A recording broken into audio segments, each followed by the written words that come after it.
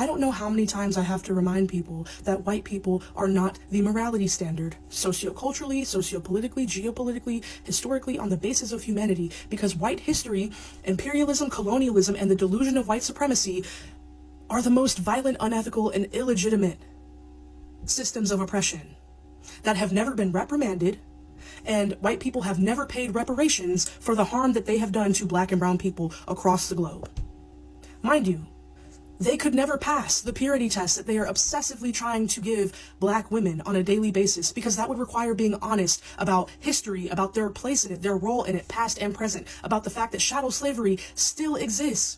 It never went away, here on U.S. soil and beyond.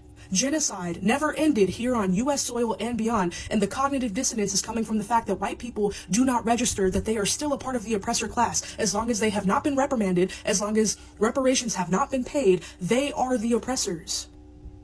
They are not the puritanical morality standard. And because they have evolved epigenetically with unreprimanded colonialism, imperialism, and the delusion of white supremacy, they automatically see themselves as authoritarian figures, which is why they are constantly trying to establish themselves as cops and police everything black and brown people are doing.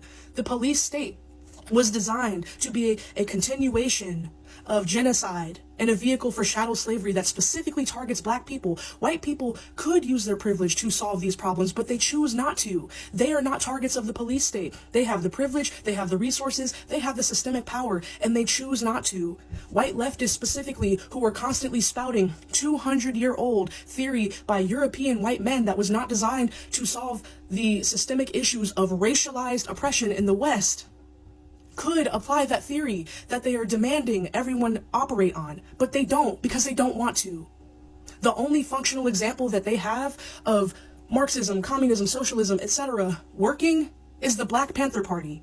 They are not up to date in their theory. They have no history of that being a practice here in the West. We are not living in the East. This is the West, where racialized chattel slavery and genocide are the pervasive, continuous systems. Black and brown victimhood was designed to exist in perpetuity because the systemic oppression of white supremacy was never intended to not exist.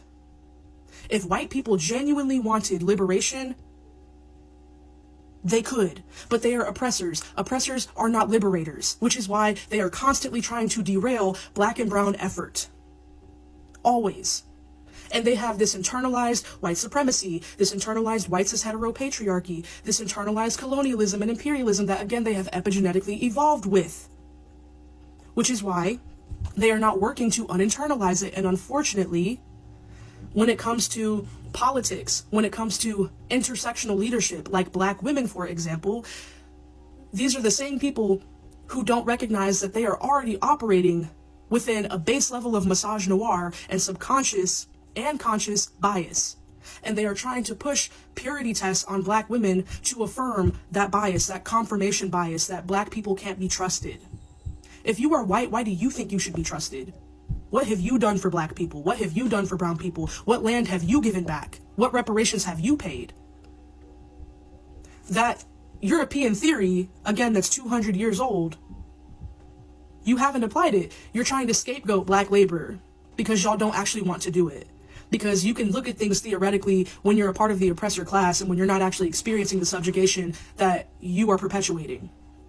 But also, black people, let's not pretend like our community does not have a real history of attempting to bypass and avoid and deny black victimhood.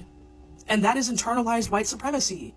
When you are black and your critique of black women is only garnering celebration from white people, there is a blind spot in your liberation. There's a blind spot in your politic. And I'm not saying that black people are above criticism, that black politicians are above reproach, but there is something very odd about being black and being a soft landing space for other people's misogynoir, for their white supremacy. And that is what is happening. And there are these fake white leftists who are claiming, I'm critical of everybody, da da da da da da. But then if I go to your reply on Threads, why is there 100 critiques of black women and no critiques of white people?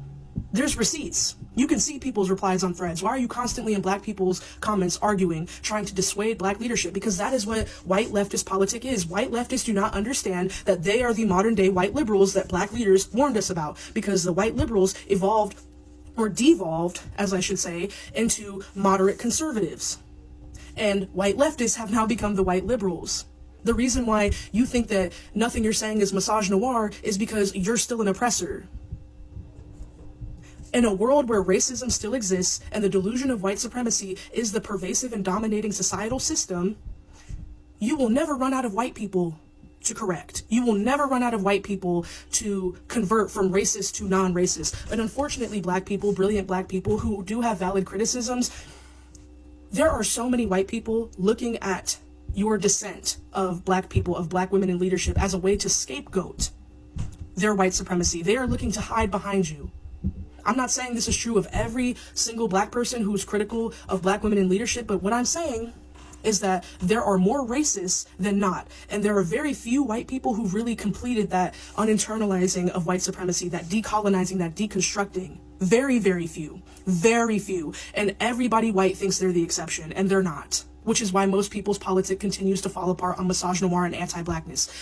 White people, does not matter your political affiliation, your demographic, white people overwhelmingly put a fascist in office. That was your community. Doesn't matter if you're a communist, a Marxist, a Democrat, a socialist, you're whatever. It doesn't even matter how you voted. What matters is the overwhelming majority of your community voted for this.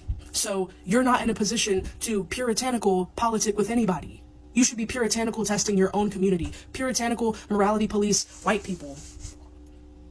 Because y'all have done nothing for black people. Y'all have done nothing for black improvement. Y'all have done nothing for indigenous improvement, for brown people. Y'all have done nothing but continue to be the bully victims in every situation. Your critique needs to be primarily targeted at white people. You think that you have intellectually bypassed white supremacy through leftism, and you're still behaving as white supremacists, regurgitating white supremacy. And unfortunately, black people, we are guilty of intellectualizing our way through internalized white supremacy to avoid victimhood, to avoid the label of victimhood. We're already surpassing the oppressor. As long as chattel slavery still exists and has not been reprimanded, as long as reparations have not been paid, we're still operating in a system of white supremacy. And white people's opinion about politics, we've been subject to white people's opinions about politics, and look at where this country's at.